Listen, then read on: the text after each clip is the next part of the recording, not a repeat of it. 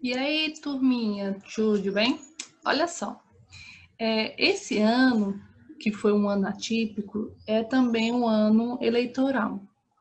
E aí, vocês já devem estar escutando aí pelo bairro, né, olhando aí pela internet, que já está tendo realmente um movimento de campanha eleitoral, certo?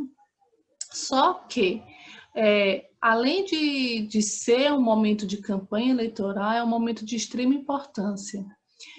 Vimos e estamos vendo que decisões conscientes levam realmente candidatos melhores, aparentemente, para representar a política brasileira. E que votos tomados de forma impulsionada, por diversas questões, elas podem realmente agravar uma situação que a gente já vive politicamente falando ruim, né? Então, assim, por essas questões, a gente vai debater essa semana sobre o papel do voto consciente, o porquê que é necessário eu votar de forma consciente. Por que eu estou debatendo isso com vocês, tia, mas eu nem irei votar? Vocês não irão votar agora, mas estão bem próximos de fazer isso, né? Com 16 anos, você já tem um voto facultativo, opcional, você pode ou não querer votar, mas aos 18 anos já é obrigatório, e vocês estão muito próximos disso. Além disso, como vocês estão conectados aí direto na internet, vendo o que é que está funcionando, o que é que não está funcionando, vocês podem ser os porta-vozes dos pais, né? Ou seja, ver qual é o melhor candidato, conversar com a família, conversar com o pai, conversar com a mãe, conversar com o responsável sobre isso. O porquê que é importante a gente ter um voto consciente, o porquê que é importante a gente pesquisar a vida do nosso candidato antes de votar. Tudo isso é realmente de extrema importância e que se faz necessário para que possamos, pelo menos, entender quem a gente escolheu para nos representar. Com base nisso, eu trouxe aqui um videozinho para vocês super bacana, vou compartilhar com vocês, que fala sobre isso, para a gente entender como é que funciona a escolha, que normalmente ela é realizada de forma impulsionada, né? Ela não tem um questionamento, e que a gente precisa parar de fazer nossas escolhas baseado no impulso, no visível, né? Ou seja, a gente tem que começar a embasar nossas escolhas, principalmente na questão política, na questão do que a pessoa já fez, as propostas, enfim. Vou sumir aqui um pouquinho para ficar melhor de visualizar e vou passar esse videozinho aqui para vocês. Decidir em quem votar. Provavelmente coisas como... Nessas eleições, como você vai decidir em quem votar? Provavelmente coisas como as prioridades dos candidatos, os projetos de governo e a sua afinidade com as ideias defendidas pelo partido dos candidatos devem ser fatores importantes para você e para a maioria das pessoas. Mas parece que essa não é a história toda. Outras coisas, menos óbvias, também podem influenciar em quem você irá votar.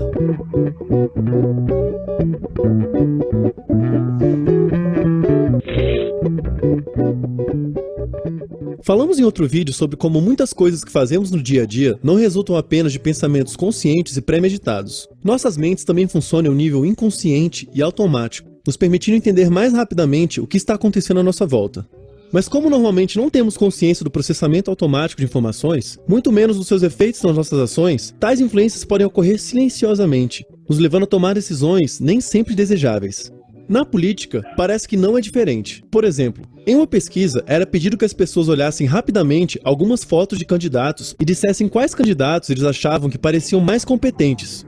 Os participantes não sabiam disso, mas os candidatos que apareciam nas fotos já tinham realmente participado de eleições anteriores, e foram ou candidatos ao Senado ou à Câmara dos Representantes dos Estados Unidos. Ou seja, as pessoas davam uma olhada rápida no rosto dos candidatos e diziam quão competente ele parecia ser.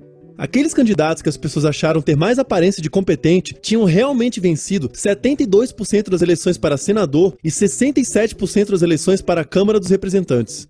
E em outro estudo feito em 2013, os pesquisadores estenderam essa ideia para tentar predizer os resultados de uma eleição que ainda iria ocorrer. Eles pediram que um grupo de pessoas norte-americanas olhassem rapidamente as fotos de 18 candidatos e dessem sua impressão sobre a aparência dos candidatos, além de dizer, hipoteticamente, se votaria naquele candidato. Esses 18 políticos eram candidatos reais nas eleições para presidente da Bulgária.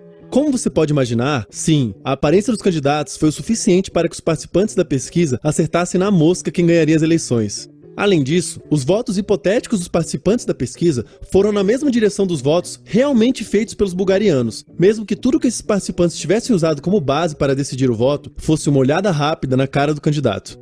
Esses resultados podem parecer esquisitos, mas pare para pensar nas vezes que você provavelmente escolheu ou julgou alguém basicamente pela aparência da pessoa. E não se trata só de beleza, mas da aparência de maneira mais ampla, incluindo o quão competente, amigável, confiável e inteligente alguém parece. De parceiros românticos a amigos e médicos, a aparência de alguém parece influenciar com frequência quem nós preferimos. Então por que seria diferente quando as pessoas consideradas são candidatos a uma eleição? Mas tem mais caroço ainda nesse angu. Falamos sobre preconceito implícito no vídeo sobre estereótipo e preconceito. O preconceito implícito é um caso específico de algo mais geral conhecido na psicologia como atitude implícita. Uma atitude implícita tem a ver com quanto você gosta de algo, mesmo sem perceber. Ou seja, é uma preferência sua da qual você normalmente não tem consciência plena ou não está motivado para expressar.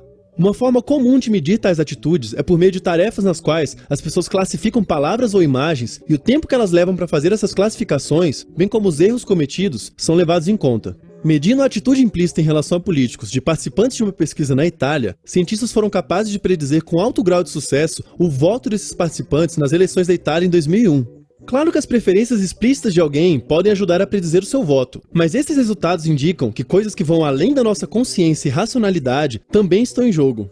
Esses vieses talvez sejam especialmente importantes no caso de pessoas que ainda não decidiram em quem votar. Apesar de não terem tomado uma decisão explicitamente, os indecisos podem possuir atitudes implícitas que enviesarão o processamento de novas informações e podem acabar levando a pessoa a decidir algo coerente com essa atitude prévia. Em outra pesquisa feita com eleitores italianos indecisos, pesquisadores mediram a atitude implícita desses eleitores em relação aos candidatos de uma eleição na Itália em 2005. As atitudes foram medidas um mês antes das eleições. O resultado foi que a maioria dos participantes já tinha uma atitude implícita favorável ao candidato no qual elas realmente votaram um mês antes das eleições. Talvez as decisões desses eleitores já estivessem definidas com antecedência pelas atitudes implícitas deles. Esses são só alguns dentre outros vieses que podem influenciar as decisões políticas que fazemos. O problema disso é que nem sempre a aparência do candidato ou a nossa preferência automática por ele ou pelo seu partido são os critérios ideais para dar o poder a alguém. Por isso, antes de votar, cuidado, pois muitas vezes as aparências enganam. Curta e compartilhe o nosso vídeo. Vocês conseguiram entender aí o vídeo, né? Ele fala basicamente que as pessoas escolhem os seus candidatos baseado na aparência, que realmente isso é prejudicial. E aí, com os vários testes realizados, perceberam que realmente era assim que funcionava.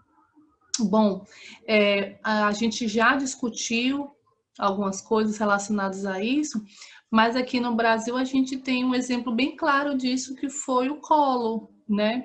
Ele foi realmente eleito pela sua aparência, por ele ser jovem, por ele ser bonito, e aí foi um dos presidentes do Brasil que sofreu impeachment por causa da questão da corrupção.